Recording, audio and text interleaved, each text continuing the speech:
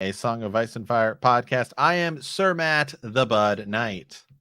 And I am Sir Ezra, the Watchful. Welcome to our Song of Ice and Fire book club. Today we are into Tyrion 15 of A Clash of Kings. And in our Raven, we will be discussing a major Sir Boros Blount theory. Yes, as you know, back here again, man, doing these sort of live episodes. We're trying it out. Yeah, it's kind of fun. It's more interactive. We might even have cut off our intro there in the beginning. I don't know, but we might have. We're still figuring it out. Okay. Yeah. You know, we're a little disoriented, much like the person we're talking about in today's chapter, but we will figure it out. Always, you know, making upgrades here. Okay. Yeah. I love it. This is so cool, guys. So we are actually streaming live on Facebook, on our Facebook page, over on YouTube, and on Twitter all at the same time. Why? Because R'hllor is backing us now. Okay. We've now turned to the ways of R'hllor, and he said, / she, he, whatever, we can, you know, do this now, and we can just stream stuff everywhere. We see it in the flames. And so here we are, streaming everywhere. Yeah, man. It's crazy, Matt. Honestly, it's like I'm like looking at stuff. Like, we think the quality might be a bit better. We'll see. We're still working on stuff, but like, it's awesome. We want to get this ready because you know what we're going to be doing? House of the Dragon. We're going to be in talking right after the show, going live, bringing our bannermen in. So we're trying to get this sort of queued up and ready to go so we can do just that. It's going to be awesome. Yeah, absolutely. Yes. Well, you know what, guys? It's Sunday today, and we were in a funny little chat with some of our bannermen because we in our just on Facebook. So shout out to Sir Ryan, Sir Jimmy, right, Sir Matthew of House Perry, because we have a little group chat that we're always just hanging out talking, and it was really funny because you know we talked last time about how George writes. Right, you know, and talks about his Jets and his Giants, and man, I woke up this morning and Ryan sent me a message. He's like, "Man, the Jets are looking good today," which is unfortunate for Ez's Bengals. Yeah, but then he's like, "Well, I don't know. They just threw a pick," and I said, "Yeah, every time the Jets throw a pick, somebody in Westeros dies." Holy smokes! So at this rate, everyone's gonna die. So. Okay, so do I have to sacrifice my Bengals so that we get wins quicker? Is that what I have to do? Like, take a season where it's like, all right, we're gonna just, well, not a season, I guess, just those games, just when we play the Jets or when other teams. Yeah, all right. Yeah. See, so last week, so 2 weeks ago, I have George's Not a Blog put up here. 2 weeks ago, you know, it this is George's blog, right, which is the closest we ever get to any sort of actual wins and winner news. 3 weeks ago, the Dragons are coming. Yes, you know, he posted the House of the Dragon trailer, and he's like, "Can't wait for this. Everything's going good." The following post is a picture of a guy with a plastic bag over his face that has a frowny face. And he's like, "Sunday sorrows." He's talking about how the Jets and the Giants both lost. Last week, it was win one, lose one, because the Giants won, but the Jets lost and they look bad. Well, the Jets won today. So maybe if the Giants win this weekend, I don't know if they play this weekend or not, but maybe if they win and we get the next post will be something about wins a winner. Like, guys, I finished some pages. That would be wild. Like, what if we start making the correlation that as those teams win, we get more chapters or more pages or whatever? I think, I don't know. Wouldn't it be something if the owners or someone on the team was sort of like they figured out that George was really into the team and there was a correlation between their winning and whether we got wins of winter, and they were also a fan of the series, and they said, I got to step up. I got to step up and make this happen. Well, I just looked. The Jets played the Bengals today and won, which is surprising because the Bengals are really good this year. Did they win? Gosh dang it. Yeah, 34-31. And then I looked at who the Giants play, and it's Monday Night Football, and they play Kansas City. Although Kansas City's down this year, so maybe. Okay. So maybe. Who knows? Chance. There's a chance. There's a chance. You're telling me there's a chance. Gosh. Well, I'm all for it. So hopefully we'll be rooting for that team. Everyone needs to. I'm sorry. We have to kind of bond together. Jets and Giants fans. You're going to have to root for one. Right. Everyone go out and buy a jersey, start tagging George in this and say, look, we're behind you. All right. Like, and your teams, as long as you get this series done. So, yeah, absolutely. So, all right, Esme, how you doing? Everything going okay? Everything going good? Anything? Okay. So I don't know how to do this. Like, Ez has been super motivated recently. Like, going to the gym, started the new job, feeling good. We're making updates here on the channel, trying to get various things going, right? We feel like we got some good content Varys coming. things going. Various things in the dark, everywhere. Various things going. So I'm feeling really good. I just want, if anyone else is motivated in making these gains, let it be known, Sir Matt. We used to say, what guides us? The gains. The gains guide us. We were guided by gains years ago. Matt and I used to run all sorts of stuff, man. We've been doing YouTube and podcasting. And I mean, since 2010, 2011 or something? Oh, yeah, man. Going back to the days of the website, wrote an article. I mean, just hustling like crazy. So if you're out there hustling, all right, and if you're out there either working hard in the gym, making educational gains, content creation, whatever the gain is that you are making, right? My friend Matt Brady is the mayor of Gainstown. All right. True. And so I just want people. So if you're doing that, I want you to go to your Instagram or to your Twitter. I prefer Instagram, and tag us. Tag us. All right. Because the days, it's time to start motivating one another. All right. It's like the winds of winter. It's not coming out, but winter's actually coming. All right. Yes. And so it's a little depressing. I found this like urge today to say, like, it is just go time. I went in, I hit the weights, went a little crazy in the gym. Matt did as well. And then we came out here and we made, you remember the days, Matt, when we were starting the podcast, we were back in Bend the Knee, and we used to tell people, like, we just recorded 6 hours worth of like content. Those days are back. They've been here, right? Maybe it's been 4 to 3 or whatever. Those days are back, and I love it. I'm feeling good, and it's just awesome. So tag us, at Womprat_2M or at Super Gains Bros. Tag both of us, and we will post it on our social medias because we want to encourage you guys, and we want to be encouraged by you. So do that for us. All right. I'm saying it on all the podcasts because I am literally just fired up, man. Fired up. Fire and blood. Yeah, fire.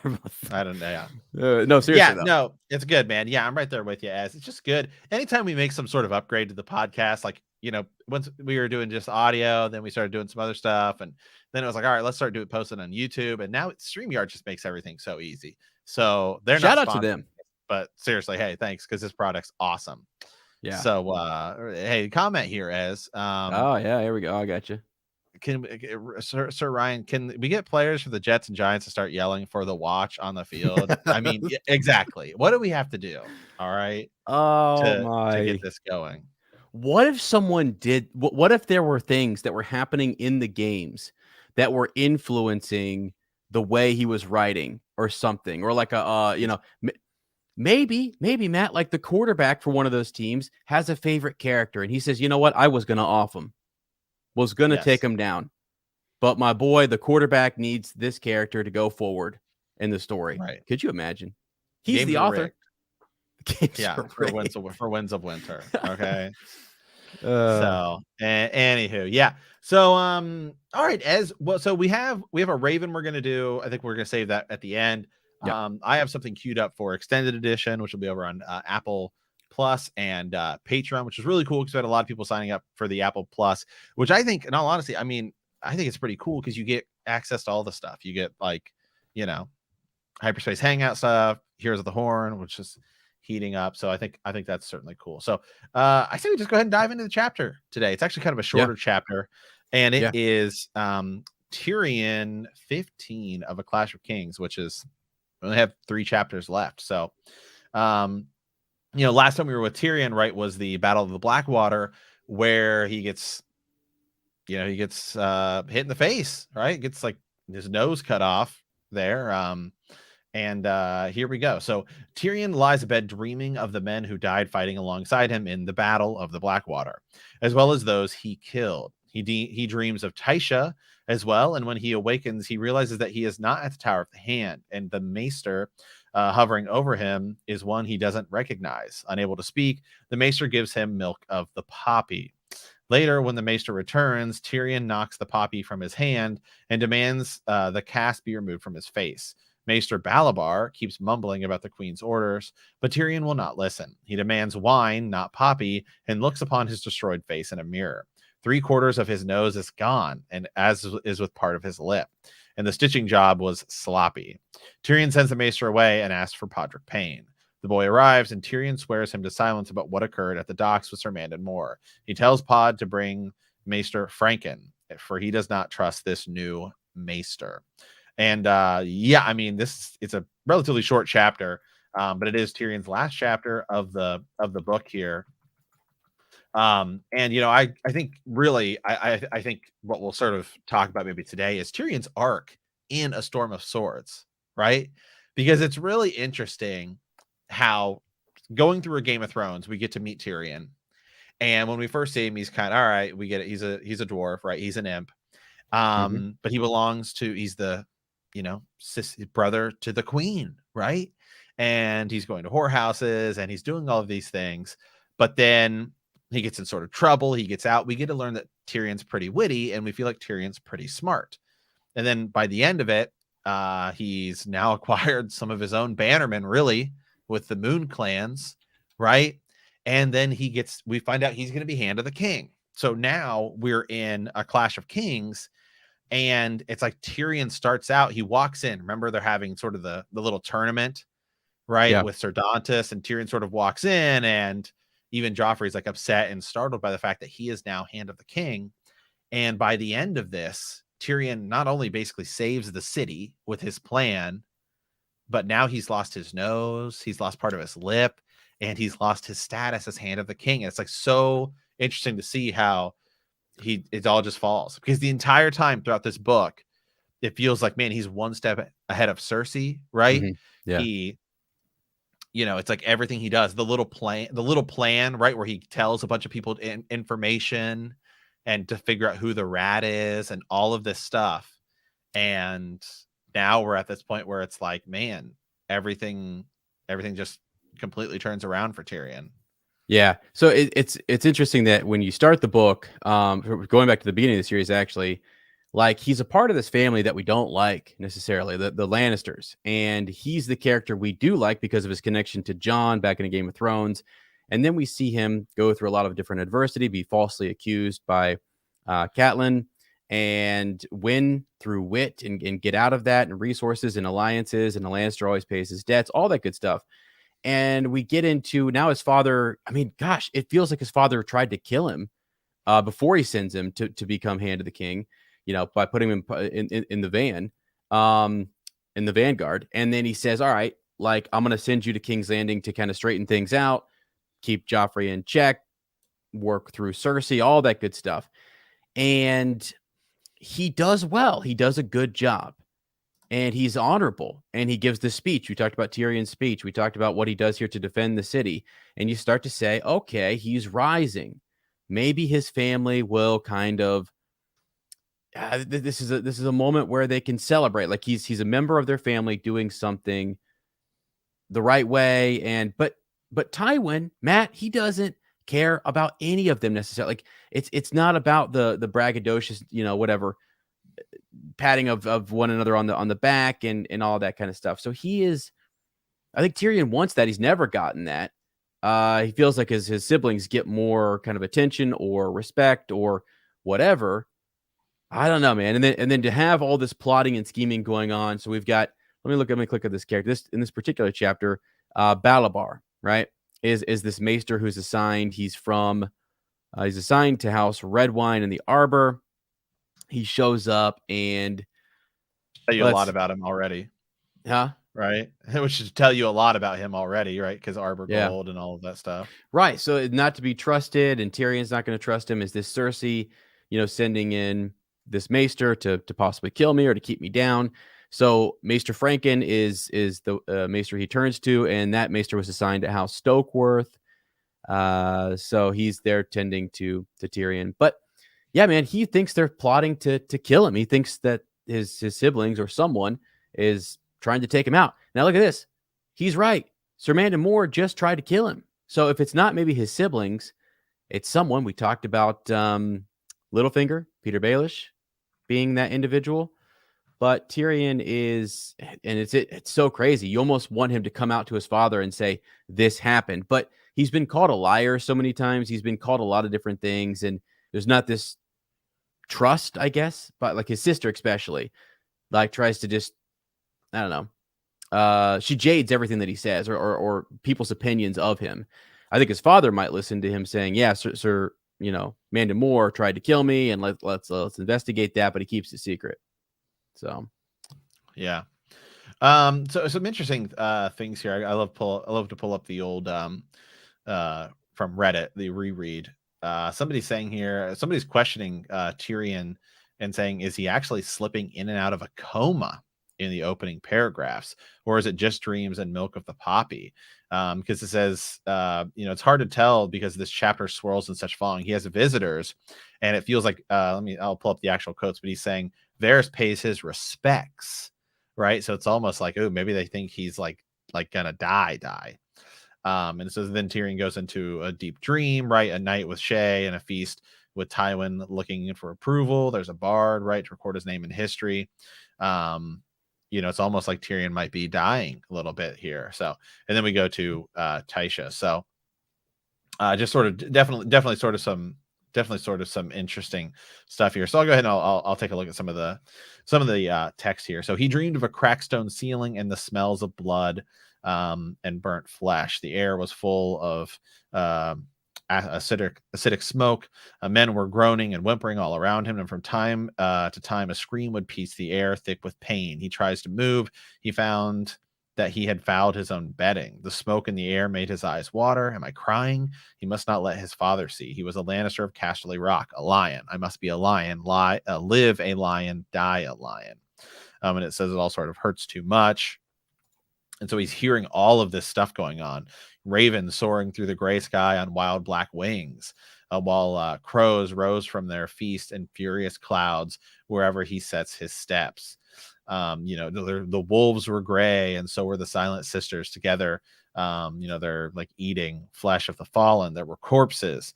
He's like, my work, thought Tyrion Lannister, right? They died at my command, thinking about some of the men. So he's going through some really sort of crazy prophetic dreams here. So many dead, so very many. He's just thinking about all of this stuff and how, I think both sort of, hey, like, look how many people died because of what I did, as well as, how did I get here and what's going on. He's thinking more and more, Sir Mandan, he saw the dead empty eyes, the reaching hand, the green fire shining against the white enamel plate. Fear swept over him in a cold rush. Beneath the sheets, he could feel his bladder letting go. And so we know that happens. He's thinking to himself, help me, someone help me. Jaime, Shay, mother, someone, Tysha. No one heard, no one came. Alone in the dark, he fell back to his sleep. He dreamed his sister was standing over his bed with their Lord Father beside her, frowning. It had to be a dream since Lord Tywin was 1,000 leagues away, which we know he's not. So that's what this is. Again, these are POV chapters, right? You always need to sort of take that into consideration. Yeah. Tyrion thought, we sent you to Bitterbridge and you never came back. Thinking, says Varys looked down on him and sighed. Littlefinger made a quip. Sometimes he could hear them talking to one another, but he didn't understand what was going on. He wanted to ask if he'd won the battle. We must have, or else my head would be on a spike somewhere. So, I must be alive because we won. And so it's kind of the dream. And so, what's interesting about this is actually a pretty different dream chapter than we actually have throughout the rest of the series, because most of the dreams that we have seem to be almost always prophetic dreams, right? Whereas this is clearly a dream of coming in and out of something. And so it is really sort of a unique chapter, especially for a dream chapter. Yeah, you're right. He does seem to think about one thing, move to the next thing, and then you get like that, the Maester popping in. I think he was trying to keep him down. I think he was trying to keep him, pacified or whatever with milk of the poppy, right? And so he says he's actually telling him at one point not to fight it as he's feeding him, as he's giving him the milk. Like he comes through at one point, realizes who this is, one of his sister's creatures, and he says, the Maester tells him, don't fight this. You save your strength or whatever, as he's just feeding him more. So I don't know if we know exactly how long he was down for, but it might have said in this chapter, but he's been down for a bit. And the dream, by the way, the one about Tysha, let me go back here. That was interesting. So yeah, through the hay. Oh, no, let me back up here. Lies, he thought, all feigned, all for gold. She was a whore, Jamie's gift, my lady of the lie. Her face seemed to fade away, dissolving behind a veil of tears. But even after she was gone, he could still hear the faint, soft sound of her voice calling his name. My lord, can you hear me? My lord, Tyrion, my lord, my lord. And that's, I think he's coming through to someone else calling his name, right? So, Yes. yeah. But man, crazy. It's, interesting, Matt, when you're in that state, that you could have those these dreams almost show us into like a deeper, like things that are buried in Tyrion, things that he still struggles with. So that Taisha connection is interesting. That's something that's still been buried deep, that it really, really hurt him and sort of woke him up to the nature of his father and his brother and to just people. Those were close friends and family. This is someone he loved, and he thinks about that all the time, and it's awful. So yeah. So yeah, let me I keep going here. So right, so he has this other dream here, where he's talking about, this time he dreams he was at a feast, a victory in some great hall. He had a high seat upon the dais, and men were lifting their goblets to him and hailing him as a hero. Marilyn was there, the singer who'd journey with them on the mountains of the moon. He played the wood harp and sang of the imps' daring deeds. Even his father was smiling with approval with the song. When the song was over, Jamie rose from his place, commanded Tyrion to kneel, and touched him first on the shoulder and then on the other with his golden sword. And he rose up at night. Shay was waiting to embrace him. She took him by the hand, laughing and teasing, calling him her giant of Lannister. And then he woke darkness to a cold room. Yeah, that's cool, right? So it's that's also what he wants. It's showing you into the things that he desires. He wants his brother to, kind of knight him, or for them to for a singer to sing songs about him and all these things. Those are what he wants. And then it's all a lie, right? We get to that point later where he's like, this is a lie. And he tries to shove that down and away again. Yeah, and what's really interesting. Let me get this pulled up here. Is that I just want to look at the chapter list here, because so as you walk back, right? So here we are in Tyrion. The week before was Theon. The chapter before was Sansa, and in the Sansa chapter, that's the chapter where we find out that Joffrey is going to choose Marjorie, right? And so immediately Sansa is daydreaming of, oh my God, yes, I'm free from him. I can do this. I can do this. I can do this. And then immediately she's told, probably not. You need to be even more careful now. Last chapter was Theon, and Maester Luwin is asking him to take the black. And he is thinking, okay, I could take the black. I could rise high. Maybe I could even be the guard of Eastwatch. And then immediately a sound happens. Nope, that ain't going to happen. And now here we have Tyrion. And again, he's dreaming, legit dreaming.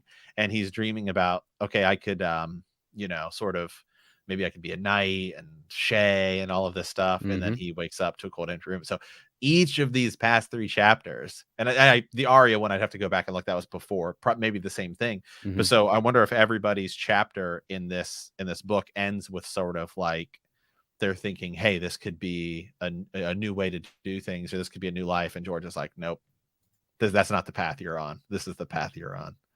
It's almost like getting immediately hit with sort of the cold hard truth. Right. That's actually really good. That's pretty cool, right? So, well, cool. It's a cool connection, because you're absolutely right. They start to see hope. They start to think, yep, I got this. There's a way forward. We're doing good. Tyrion's wanting that paddle. I mean, even though things are dire, like this should be a moment where he is celebrated, and where he defended the city. He's still alive, all those good things, but he's not. Sansa, same thing. Finally out, away, can maybe do something with the Tyrells, even though she's in the thick of battle. And as you said, Theon, Arya, I think too, even like leaving, she's leaving, and she's about to be, right, she's going to be, air quote, captured by the Brotherhood without banners. So she's thinking, I got this. I'm on the move. She got away from her imprisonment, or her service to Lord Bolton. Ironically, she could have maybe said something there and might have been able to get back into somebody else's hands, or would have just been another chip for the Lannisters, as we know what happens later on with Lord Bolton. But yeah, I mean, so same sort of thing. It's fun. That's what George does, right? These characters, they see hope, they see a path, they see a way in which they could, they're doing so well, and then bam, just crash down. It all comes crashing down. It's almost too many characters that happens to. Actually, I'm sort of like, I don't know. It's kind of depressing, but right. Well, it's always interesting when you read a lot of these chapters back to back, even though they're different characters, because we see this a lot, right? Where it's like, wow, he did something in this chapter and he did almost the same thing in this chapter. They're different set of circumstances because the series is just so big and so broad that sometimes we're in like, you start to think about the character's arc, right? Like that's why a lot of people do like POV reads. They're like, all right, I'm just going to do the John chapters. I'm just going to do the Sansa chapters or whatever. But then sometimes you have these parallel events almost that take place. And it's like, well, this is happening to Tyrion and this is happening to Theon. And they happen at basically the same time. And it's sort of a similar arc. And so just, sort of question. Yeah. Then you can tie in bigger things like, are the gods pulling the strings? And, whoa, it's just, okay, you moved this piece, I'll move this piece, right? Yeah. I moved this pawn, I moved this pawn to counter. Yeah. Well, and it's interesting too, whether it's Chance or the gods or someone paid, Pod to look after, or Pod's trying to make his own name here, but he has a huge moment. And I think Tyrion thinks of this like, I would be dead if not for him. And when Pod finally does come in this chapter, he starts to kind of like stutter and say, I'm sorry that I and they cut him off, right? But he's meaning to say killed. I didn't mean to kill him. I think he thinks he's going to be in trouble, right? Because he killed one of the Kingsguard. First of all, let's go. It's a big deal. Yes. Right? Yes, it is. Yeah, it's a huge deal. And doesn't want him to say anything. Yeah. And it's a chaos of battle. And we talked about some of the theories, I think it was a couple weeks ago, on who paid him, why, what's his motive, why kill Tyrion, who's behind all of that. And again, if you guys have thoughts and theories on that, leave us a comment. Or send us a raven at btkcast@gmail.com. But I think I just think it's interesting. Tyrion knows how dangerous this is. And if he lets on, because right now, anyone who was in the keep, and you think about the battle, they don't know the ins and outs. They don't know whether he was killed by a random arrow or a spear or whatever. Someone who's waiting for that report might ask what happened to Sir Mandon Moore, and hopefully no one saw Pod just, shove a spear through the back of his neck or something, right? But yeah, really interesting here, because I'm just looking on the Reddit here about this chapter, and somebody brought up a really interesting question. Now, again, this is from like 6 years ago, but it's a really cool source to sort of look at a Song of Ice and Fire reread subreddit, because they've read this multiple times. Summer before the show influences people's thoughts and stuff like that. But they're talking about speculations on who hired Mandon Moore, which we've sort of thought Cersei, but it goes on to think that it says, here's one. It says, my gut feeling was always that it was Lysa, since she's from the Vale. We know there's no love lost between her and Tyrion. I used to say that he can't be Littlefingers because that would make the Kettleblacks redundant, since they ultimately will end up being sort of Littlefinger's men. But I've reconsidered on this reread because of the timing that the Kettleblacks come to King's Landing right before the battle. Think about this from Peter Baelish's perspective. He commands Sir Mandon Moore to assassinate Tyrion. It seems like a pretty easy task for the night, but there's a possibility that either Tyrion would thwart him, or that someone would see Sir Mandon would be executed for killing the king's hand. So if Sir Mandon is Littlefinger's creature, it makes little sense that Littlefinger would bring in the Kettleblacks at that time to ensure that he always has a man on the King's Guard. Yeah, the timing's interesting. That's a cool connection. I mean, the gold cloaks, right? When he is the master of coin, he's got a lot of people. I mean, that's the influence, that's the power of money, right? He's the one paying folks. So now Sir Mandon Moore, there, I think he and Lysa, right? Littlefinger and Lysa, you could go either one. It's the influences from the Vale, for sure. And then there's some major beef there with Tyrion. And we've seen Lysa write letters to the likes of Catelyn. So could she write something to Sir Mandon Moore and say if there's ever a chance, etc., kill him? I mean, is that just for honor? Does he get paid for that? He's a part of the King's Guard, like that. I think that's why some people will throw out the idea that it could be one of the royals, that it could be Right. someone like Joffrey, or it could be someone like Cersei, because they're the only ones who can really order that I would group around. I would say though that let me think here. I would say though that if you're Littlefinger, you would stand to gain quite a bit from Tyrion's death, though, because I think a lot of people would view Littlefinger as a potential suitor. I mean, I know Tywin's going to take it, but Tywin is still at battle with Robb. Mm-hmm. So, and Balon Greyjoy is still out there too. So you'd have to put and Stannis. So there's a lot. And he's gonna have to go sort of command that. And Jaime's been captured. So if you're Liza saying, I want Tyrion dead to Littlefinger, your sort of love interest, then you could be Littlefinger and be like, all right, I'm going to pay Sir Mandon more to attack. Hey, if you can take out Tyrion during this, that would be awesome, because then the hand of the king is now gone and you're master of coin. And a lot of people, I think Littlefinger's gaining power. We know chaos is a ladder. And so you're Tywin Lannister away. Let's just say in theory, let's say that currently Jaime's gone. Tywin still has to go win a war against Stannis, who he just pushed back. But in all this stuff, I mean, who are the candidates in the event that Tywin has to go deal with stuff? Who are the potential literal candidates in the event of a Tyrion death away from being hand of the king?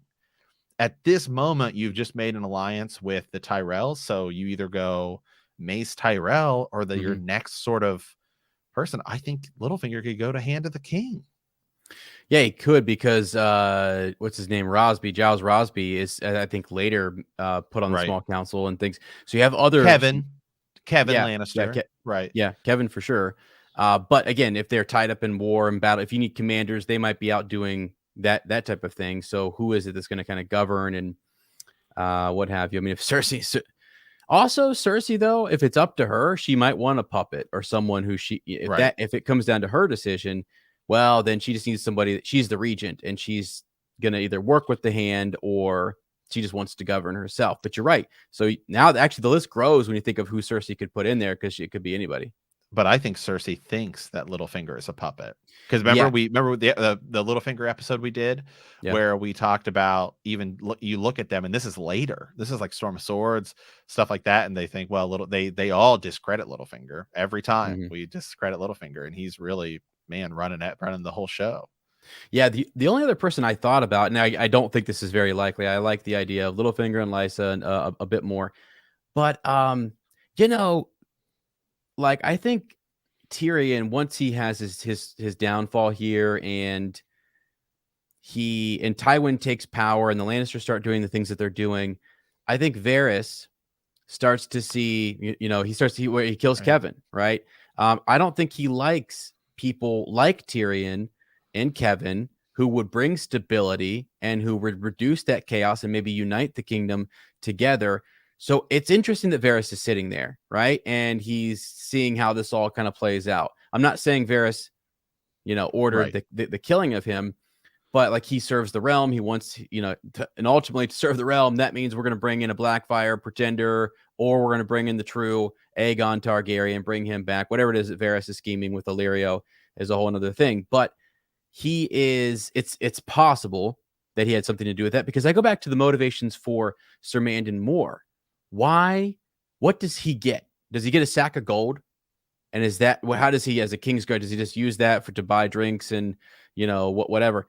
What is it that motivates him to say, I'm going to do that? Yes, Littlefinger asked me to do, or Lysa, or whoever it is, Varys. Like, what would he gain from that?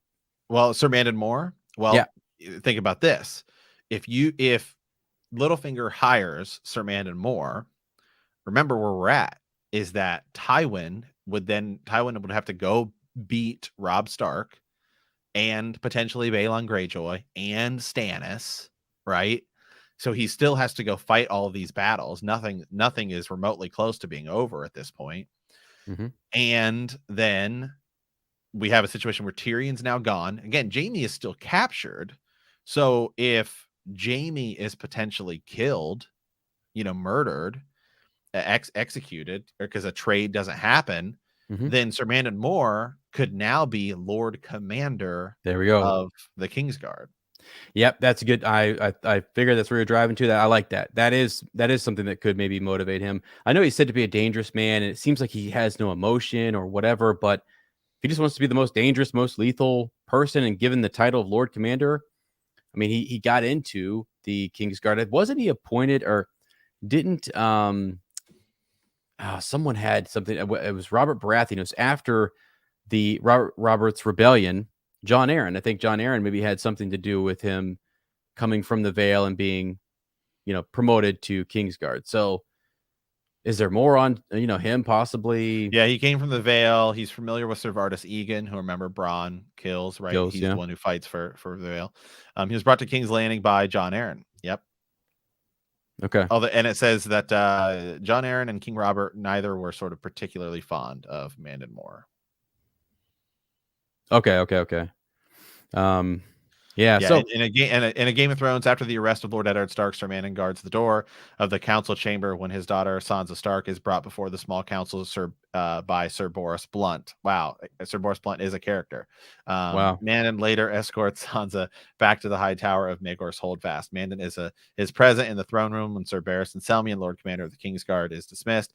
Mandon is the other member, and so we don't really see a lot of him, and then it just sort of happens. Then later there's a lot of speculation on it, right? That's in A Storm of Swords. It's just mostly sort of speculation. Thinking back on it, like yeah, it's thinking who did that, who put him up to that, etc. So yeah, does So maybe there's more. There's multiple motivations. I like the Lord Commander one. I like that it was because of what happened with Bronn, and so you take that out on Tyrion. I also like that maybe he's a man who can be bought, possibly. Right? Who knows? Maybe there is that. Also, you brought that Sir Barristan moment. God, could you imagine if Sir Barristan would have just laid him low? He could. Good. Yeah. God. The only person on the Kingsguard who I think would actually pose a challenge to it would be Jaime. I think at the moment that he left, I think Jaime could probably take Barristan Selmy at that, because it's an older Barristan Selmy, but prime Barristan Selmy I think would take Jaime. Yeah. Oh, for sure. Yeah, Barristan's he's unreal. Yeah, okay. We'll have to do sometime. Like, it would be kind of fun to break down this Kingsguard versus that king, because you can actually take Barristan out and you take Jaime out, and now it's like, okay, what about Kettle Black versus or one of the Kettle Black versus more who's more lethal. We don't really have a lot of tourneys and stuff to go off of, but it'd be it would be awesome. So yeah. So anyway, okay. So interesting. So yeah, then the rest of the chapter here, it's kind of, there's not really a whole lot of it, to be entirely honest. It's he sort of wakes up. Yeah, he sort of wakes up. He gets Pod, and then Pod tells him, what happened to Boros Blount. The boy flinched, or Mandon Moore, excuse me. The boy flinched. I never meant to, dead. You're certain he's dead? Yeah, he drowned. Good. Say nothing of him, of me, any of it. Nothing. And then in a clash of, or in A Storm of Swords, it's reporting, Cersei wants to start sort of looking into this, right? Queen Regent Cersei, having proof that, hoping that proof will be found that Mandon was working for his sister, Queen Regent Cersei. Tyrion asks his friend and sellsword Bronn to investigate him, and then he sort of just ends up finding what we've already uncovered. So I think this is a mystery that will be solved at some point. Yeah, for sure. Because it's that when George brings up stuff later on and he keeps referencing it and he keeps talking about, like, Old Nan, for example, or other characters who have either died, or when characters reflect on those things, something will come to, there will be a reveal later on. But you know what? Okay, what would be interesting is, so what if this is a big what if here. Follow me. I'm down. If it is revealed, let's say Tyrion and Varys become friends and the whole thing happens kind of like the show, and they start working together with Daenerys or something like that. But then it's revealed that Varys tried to have him killed because it bettered the realm.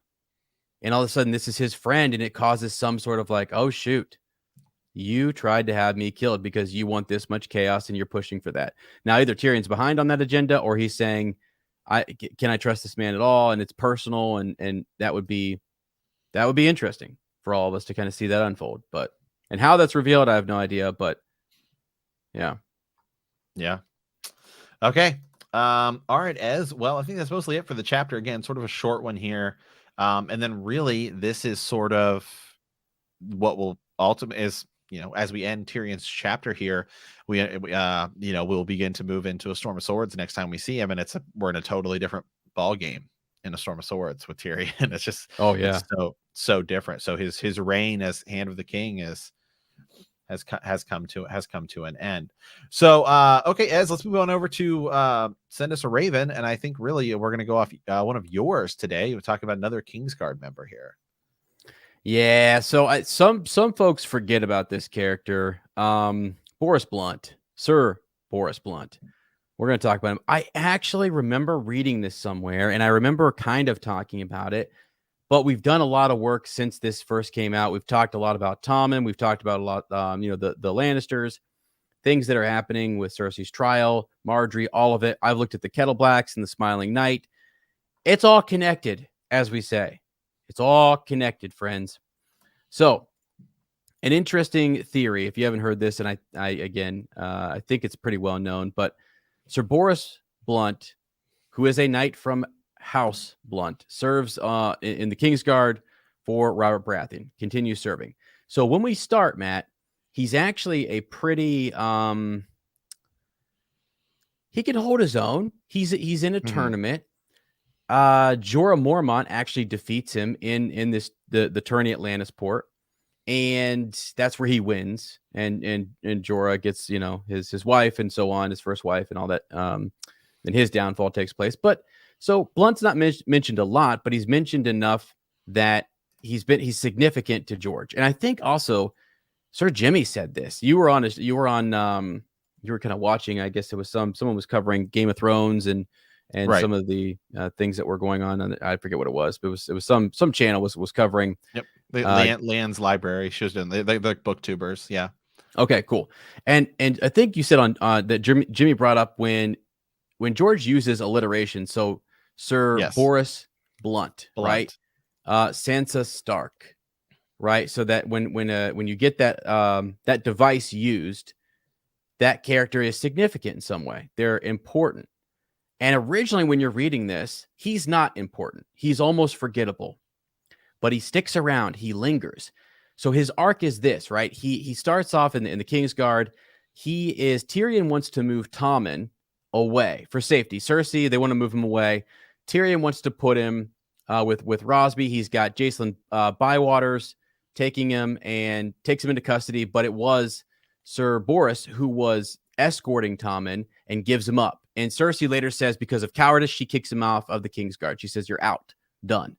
And Tywin reinstates him later because we've had, Manda Mort just was killed and we have other openings. So Blount is brought back in. Jaime Lannister actually specifically, brings him back in to help with all of this.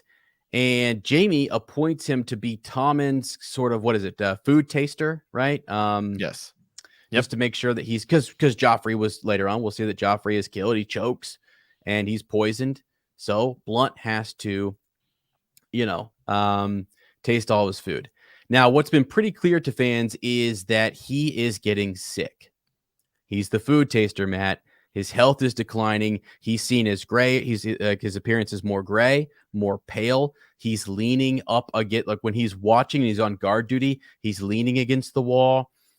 He seems to be stumbling somewhat. You can go look. There's tons of evidence for that to see that his health is declining rapidly. All right.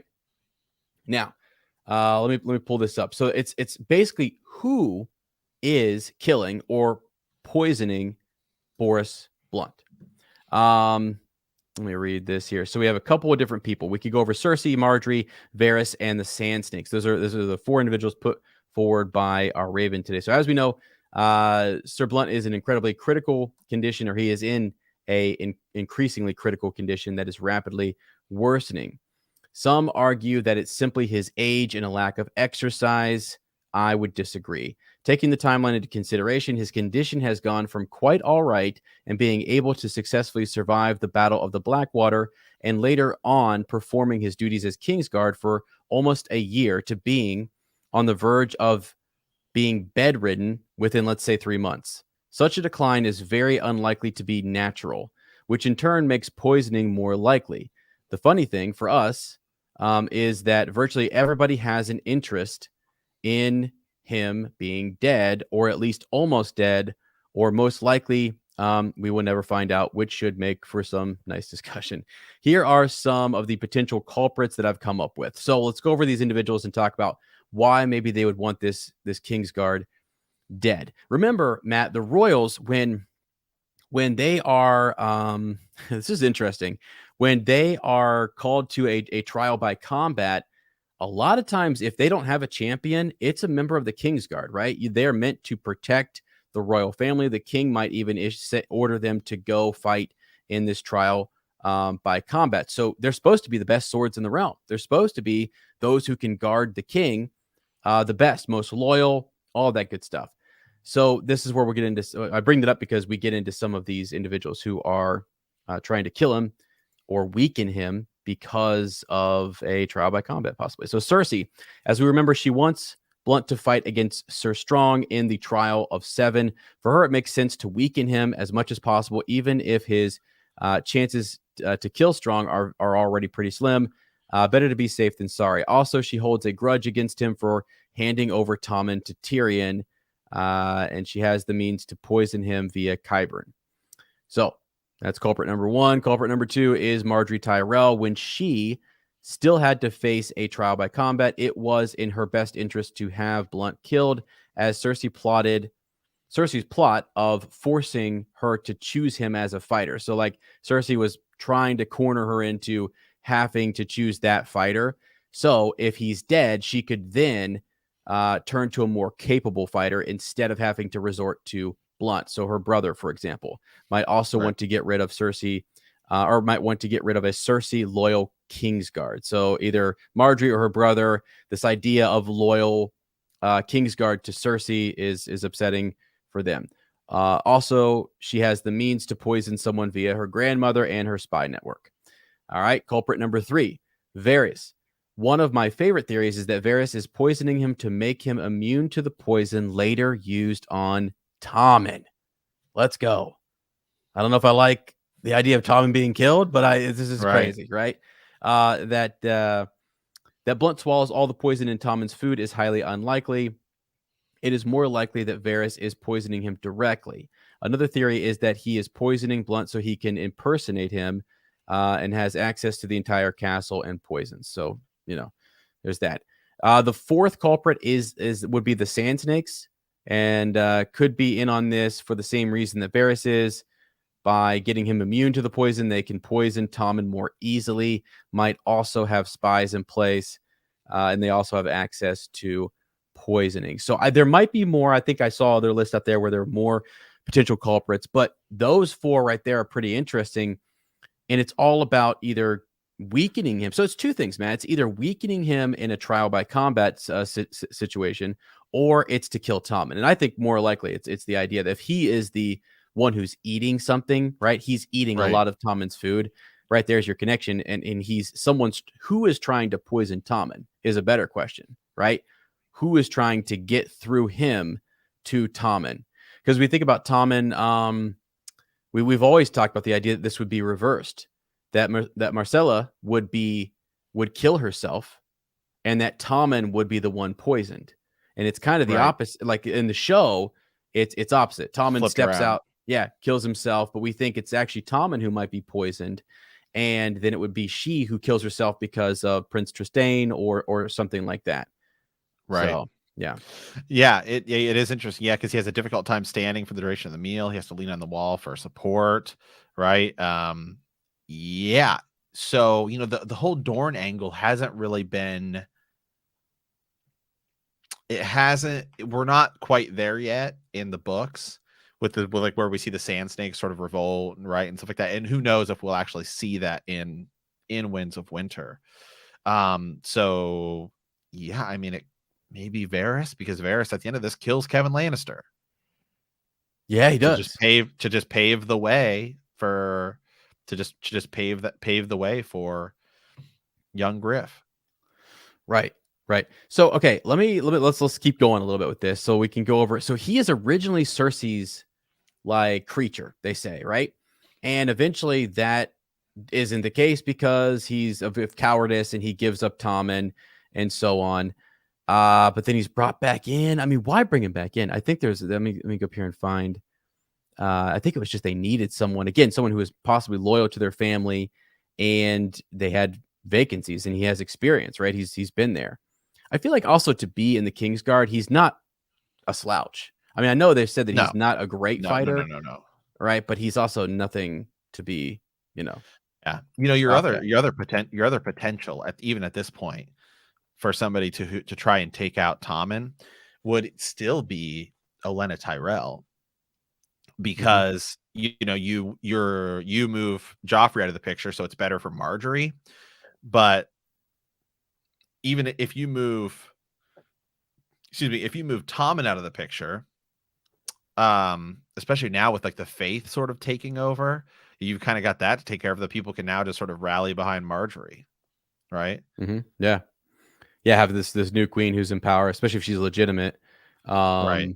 She could say she's with child, etc. too. Exactly. Maybe. Yep. Something. I'm pregnant, even if she's not. You could just say it. Yeah. Here's something interesting. I'm just looking at some of this. Gosh, you go to Reddit. My God, some of this stuff, friends, is crazy.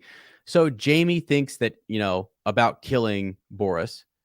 And he says, he ought to kill Sir Boros at least and just be rid of him. He thinks that the Knight of Flowers might want that as well. Let's see. They're talking about potential duels here that could happen in King's Landing. Once Jamie gets better with his left hand, because he really didn't. I mean, it's almost a punishment that he puts him in this position where he's eating for Tommen and he's just, food taster. Also, so Elio, right, who did the A World of Ice and Fire, right? I think he's someone who worked on that. So it's noted that originally Germ had Boros dying in A Feast for Crows and Aerys Oakheart surviving. The two main differences I recall from that draft are that Aerys Oakheart surrenders along with Ariana rather than getting killed, and that Boros Blount is described looking increasingly ill and dies by the end of the partial manuscript. I think Cersei wonders about poisoning. Remember, Jamie made him food taster for Tommen, but the description of what was happening to him suggested Germ intended readers to understand that he was suffering from congestive heart failure, right? Okay. Yeah. So that's interesting. I think both are going to die, right? I actually think he's still going to die. It looks like he's yes, I do too. That's not going well for him. Yeah, no, it's certainly not going well for him. Which is interesting to think about where we're going to be in Winds of Winter, really. Because I mean, if Boros Blount dies, then you lose sort of a protector, and you still have the faith out there. We need to do just a thing about what we think is going to happen with the faith.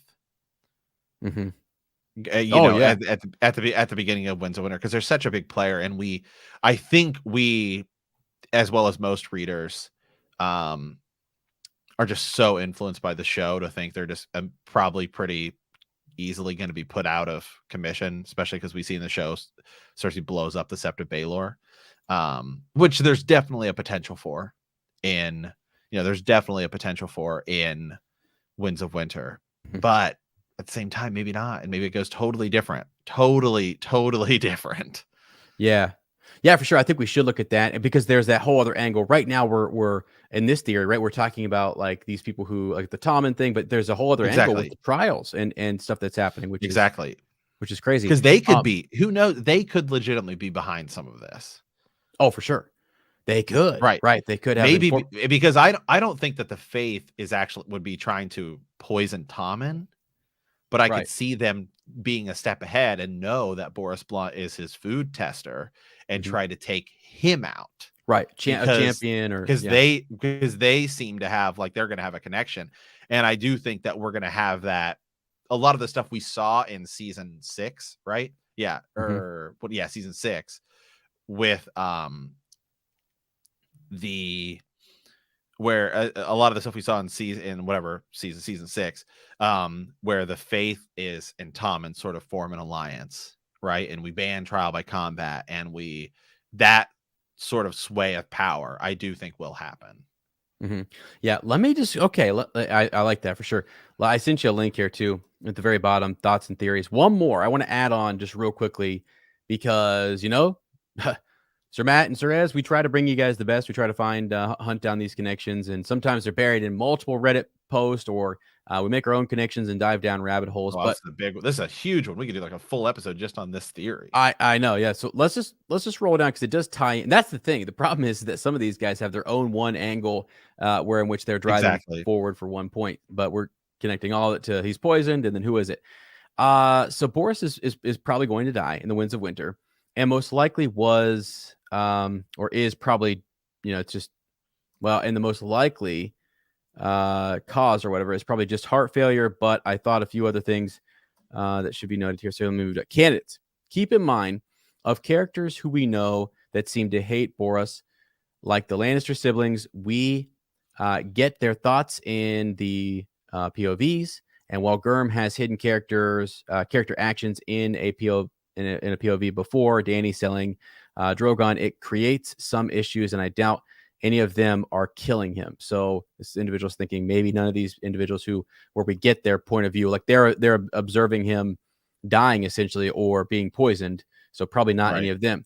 So here are this individual's candidates. Tyene Sand. She's on her way to King's Landing and learned about learned about poison from her father, and said it seems like he's already dying. So she's there to kill him or something, or that's the whole sort of Dorne connection, right? The one that's interesting is Alayaya, right? We know that Boros is used by Joffrey/Cersei to punish people, and why the Kettleblacks seem to be the ones who whipped Yaya. Boros could have been involved. We also know Boros visits brothels. There have always been men who found it easier to speak vows than keep them, he admitted. Sir Boros Blount was no stranger to the Street of Silk. And Sir Preston Greenfield used to call at certain drapers' houses, even whenever the draper was away. But Ares would not shame his sword, so that's him reflecting on Sir Boros going there. Also, Yaya could have learned a bit about poison. Bless you. Let's see. At Shataya's, I betted the black-skinned girl, Alayaya. I believe she is called Exquisite despite the stripes on her back. So working the theory on this one would be that similar to Oberyn, she's using something slow to kind of poison him for almost like revenge. So if he was involved in that punishment somehow, she's plotting some type of revenge against him. That's crazy. That's kind of a wild, like, deep cut there. I never would have thought about, her coming back and doing that. Mushroom? What the heck? Okay. So this is a pretty weak connection, but I think I have to read it. He admits it's a pretty weak connection, but we know there are poisonous mushrooms in A Song of Ice and Fire world. We know this. Tyrion finds some at Illyrio's manse and later uses them to kill Nurse. We see Boros taste test mushrooms. Supper began with beef and a barley soup. Okay, so we're actually saying that mushrooms are the culprit there. It's also noted here that Dance of Dragons 2 probably going to die long before then, and there's the bitter history between him and Jaime as well. So I don't know, friends. The one that stuck out to me was Alayaya. I thought that was like here. This is kind of interesting. How just some comments on that Reddit thread you sent me. To one saying, given the evidence of multiple varied poison attempts, right? We know Joffrey was already poisoned, right? And his continued survival, that it is more his portly figure maintaining him. Maybe he's perhaps building up a tolerance, right? Like he's low dosing himself on poison to sort of, like, Cersei's having him do this in order to build up a tolerance. So that way, like, Tommen wouldn't be poisoned, right? Like if something like that. So that's kind of interesting. Like maybe Mm. Cersei's causing him to do this, so that way if Tommen is potentially going to be poisoned. Now, another one, this is interesting. It says Boros dying of heart failure at an inappropriate moment is the most interesting scenario to me.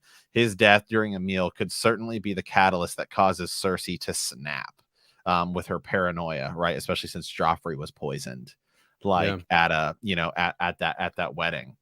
So just kind of interesting that yes, that could be the thing that just caused her to finally lose it. Just like, oh my God. Yeah, freak out. Yeah. Yeah, all right. Well, I like it. I just think, it's an interesting to bring up. I know people It could be forget about Kevin. him. Kevin could be the one having him do it, because remember Cersei's like on trial and she's like kind of, all this stuff's going on during Dance of Dragons. That's where we're at currently. That's sort of her scenario. She's not really in power to do a lot of stuff right now. Yeah. Yeah. Yeah, I don't know. Who's behind it? What do you guys think? Leave us a comment. Send us a Raven. I think those are for the most likely individuals that we brought up. But again, if you're gonna throw out like Aliyaya and someone else that he was, messing with, but there is a real decline in his health, and it is true that something is going on, and he is the food tester, so definitely something there. And if George had him dying in some original thing, and he's just postponed that a little bit later, that means he's also postponed stuff with Tommen and Cersei, and that arc is just pushed into Winds or something beyond that, which is the theme with George, right? There's more to tell, and just push it all back. So yeah, absolutely, 100%. So awesome. All right, guys. Well, hey, with that, I think that'll probably be it for us today. So thanks for everybody who was hanging out here in the chat, watching this live, and coming and hanging out. Those of you guys listening on on the podcast, we appreciate all of it. So all right, as with that, man, want to thank you guys for playing the Game of Thrones. In our next episode, we will be discussing chapter 68, Jon 8 of A Clash of Kings. Yep. If you like our podcast, don't forget to subscribe, like us, write a review, leave a comment, or send us a Raven at btkcast@gmail.com. We will see you next time. And remember that winter is coming.